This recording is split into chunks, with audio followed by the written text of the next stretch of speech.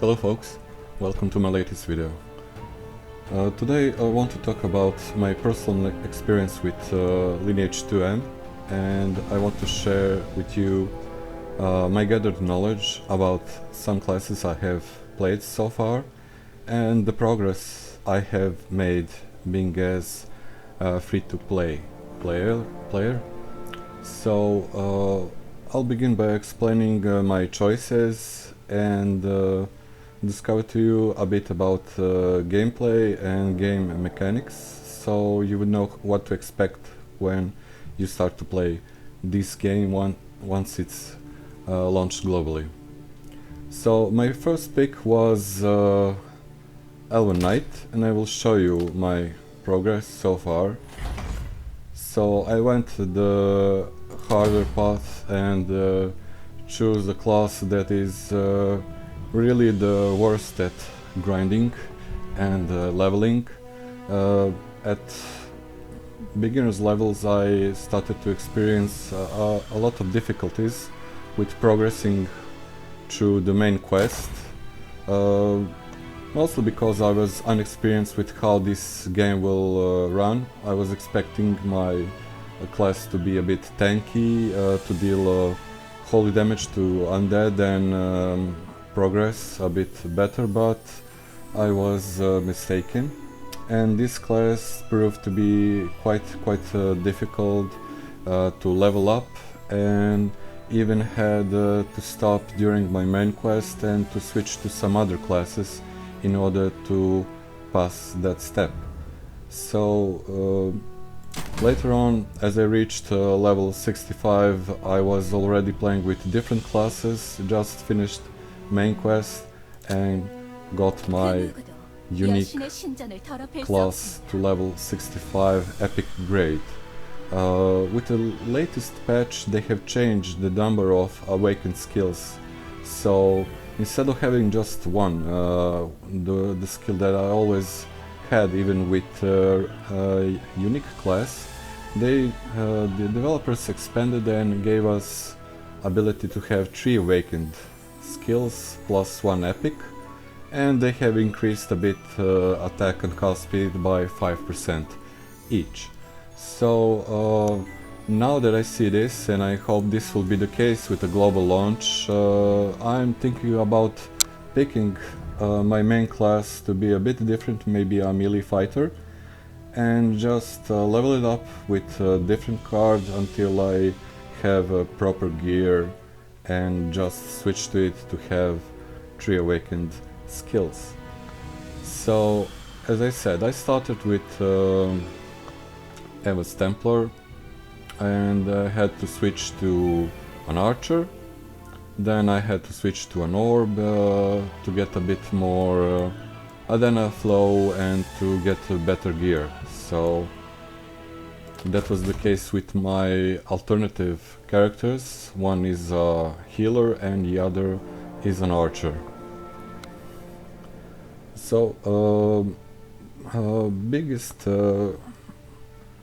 the biggest progress you can expect is when you obtain a certain card. With your main cards you will be able to progress to rare grade and maybe unique grade and just halt there, but once you get a bit better cards you can see the game getting up to pace and things start to get a bit better. I was able to get a Dark Elf dagger, this one, and I have played a lot with her, so you will see my expertise level with the dagger, and it was pretty high. This was my main character. Once I got it, I leveled her up, got all her unique skills, and she was pretty solid. Even with green dagger she was doing decent damage, but another beginner's mistake that I made was getting all my points into strength and constitution, which was a mistake. My second attribute should have been agility, for instance, or even wisdom, which should have helped me a bit with gameplay. After the update, when they introduced Berserker class, I got a unique card with 3 awakened skills, so this was my third card I was playing with, so Royal Dark Berserker, and she had 3 awakened skills, high attack speed and cast speed, and she was my next option and my preferable character until even recently. As I got an epic card, I went for Cert, because I like the looks of him, and even though he's not buffed as the other classes, like when you compare it to Dwarf class, which has 100% attack speed and cast speed of 50%, high wisdom, high strength. Cert is a bit down compared to her, but nevertheless he did a proper job until the next update, of course, and when they fixed the dual class. I didn't switch to dual class for reasons of my own. I went to Elias. I was thinking about already I have enough all the awakened skills I could use, and I was looking at the attributes and the attack speed, and I was thinking she would be a proper character to continue. I wasn't mistaken, this was a bit of a test for me, and even now I'm playing with Elias. She's pretty solid, even though I'm using dual blades now. If I would go with sword and shield,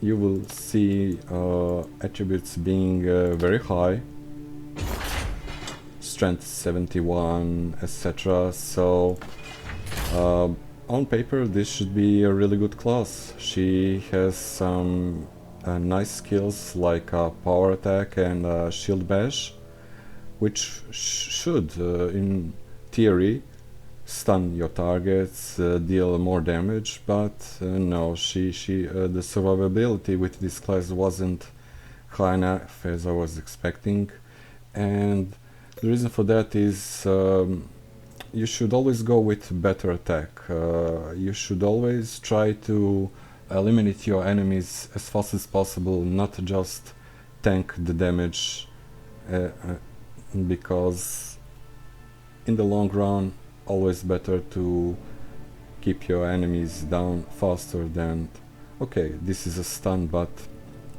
not as good. So when I tried to experiment a bit with dual blades, which got an update, they proved to be much better, even though her main class isn't dual blades. She does pretty good.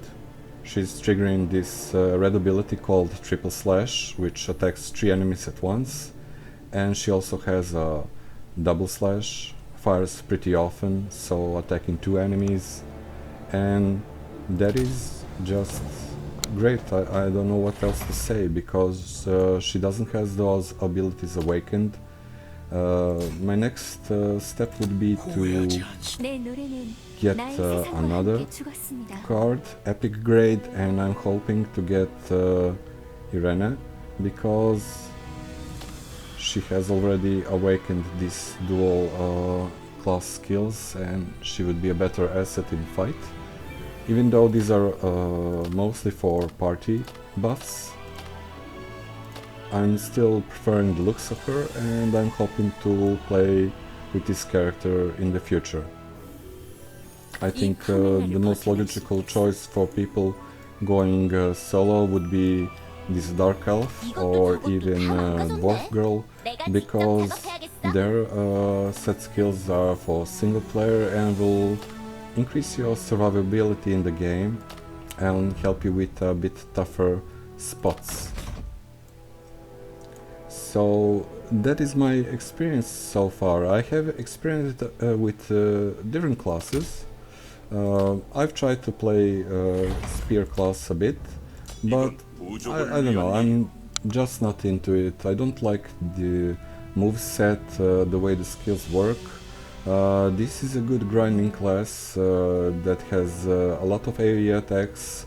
It has some bleed damage, it has high HP regen rate, and if you prefer lance, spear, whatever, you can play with this class. It's totally solid, but just not the thing I like with this game. I can tell you that playing with Berserker is pretty satisfying. I will just switch to it to show you a bit his movesets. I have invested a lot in this character. I have bought even legendary passive skills for 500 million and 1 billion Adana. And in regards to PvP, I believe this class is a top melee class with its stun ability. If it lands a stun on its opponent with a bash, it does a tremendous amount of damage to it and can end the fight pretty fast. I did some testing against the dual blading class with this class, and this class just dominates the fight, so I'm still keeping this class. I have a red weapon for it, so if it comes to PvP I would immediately switch to this character. But for the grinding part, definitely I'm sticking with dual blades. I'm collecting honor coins in order to buy another epic skill from the clan merchant for my dual blades. That would be some fear effect, if I'm not mistaken, that will be put upon enemy. I'm not sure how it will work, I still have to see, but it sounds promising. After some certain epic skills, this class starts to be able to do some PvP as well.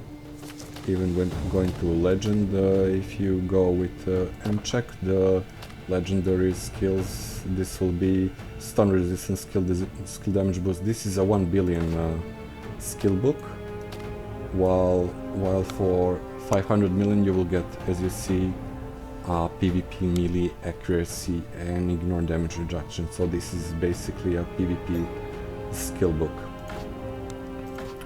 So let's see at other classes, what can I tell you about them. So yes, Dagger has gotten some updates. It's also becoming viable to play with.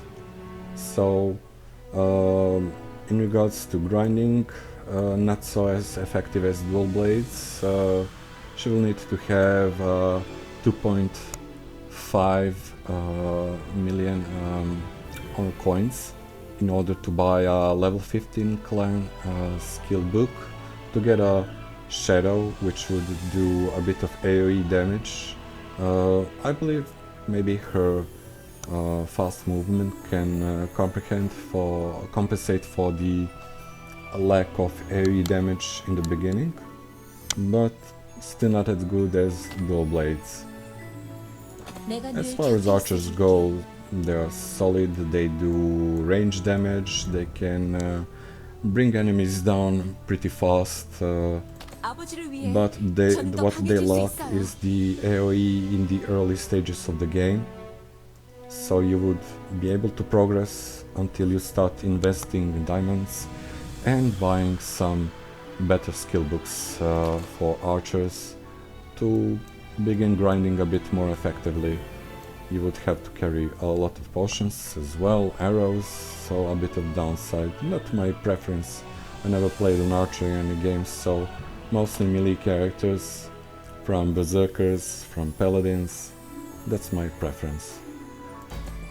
People also like to pick a crossbow class. I've tested a bit this class. You can buy a orb for her, which will do passive damage to random targets around you. Should help with the grinding, but I don't know, I'm not so satisfied. I believe this class also shines when she reaches higher levels, get access to better skill books, epic grade and etc. But as far as goes for the unique, not so sure, or I didn't even test it as much. For the orc class, the healer, I would always recommend to start with Dark Elf at the beginning of the game, just because things will get much easier. You will harvest then faster. You won't need to carry with you a lot of potion, which means that you will have enough free room to grind the gear. Just try to get as much as gear as possible to add to your collection, or just put it on the trade network. So this class is just the solid choice for beginning of the game. Until you reach certain level, get a better card, and you would want to switch to a different class, try something else, and I don't know, move on. The last class would be mage. This class deals a lot of AoE, and as with other classes, you should invest heavily in it to get better skills, to deal more and more damage to your enemies, because it will struggle at the beginning with the mana consumption as well as HP. You will need to have a lot of potions with you as well to survive grinding for prolonged hours. And if you're into it and you're a hardcore player, mage would be a class for you, just in order to get a better results with the grinding. But as I said, you would need to invest a lot in this class just to make it survive the battle and fulfill its full potential. So that is my experience so far with the classes I have tried out, I have played with. Of course, this preference will differ from player to player. Some players would like to invest, others would not, but as I said earlier, free-to-play player, if you're going with solid options, you can go as I have planned for global launch. Just pick a class you would want to see reach level 65 and you would want to keep as a unique class, and just as soon as you get an orc class, switch to it, grind until you have enough gear. You would want to pass to your other characters and move from there. And pick whatever you would want. If you are into PvP melee, just go with the Berserker. If you are grinding, try to get a dual class, an epic grade or a spear. And if you like the orb, how it's working and functioning, just stick with it, continue. You can also always try a mage, because they share similar, identical stats. They both use intelligence and wisdom as their main stats, so you can switch freely, try to see which one works best for you. So that is that for this video. My next video will be explaining the skill books you can acquire, and at what point, what level would your character start to shine and show its true potential. So until the next video, have fun, enjoy playing. If you've liked this video, please give it a thumbs up and consider subscribing if you would like to see more videos like this in the future. Bye bye.